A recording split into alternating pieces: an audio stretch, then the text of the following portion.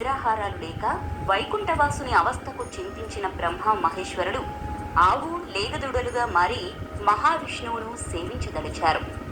ఈ విషయాలను శ్రీ సూర్య భగవానుడు శ్రీ మహాలక్ష్మికి విన్నవించాను.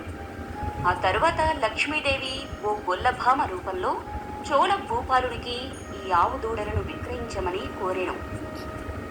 ఆ ఆవును దూడను స్వీకరించిన చోళ భూపతి వాటిని తన పశువుల మందతో పాటు మేతకై వెంకటగిరి పంపాడు.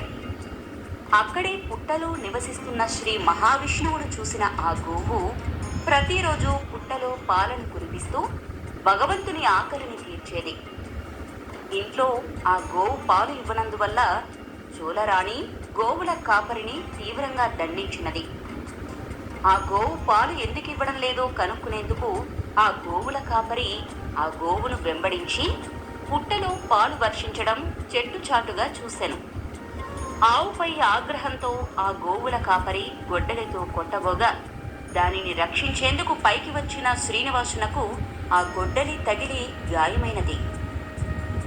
గొడ్డలి వేటుతో రక్తం కారుతున్న శ్రీనివాసుని చూసి పశువుల కాపరి నేలపై పడి ప్రాణాలు విడిచారు. గోవుల కాపరి మరణించగా రక్తపు మరకలతో ఆ గోవు చోళ నగరానికి వచ్చింది. ఆవుపైన గాయాలను చూసిన చోళరాజు కారణం తెలుసుకునేందుకు ఆ గోవు వెంటరాగా పుట్ట పక్కన ఉన్న గోవుల కాపరి శవాన్ని చూసి రాజు ఆశ్చర్యపోయాడు.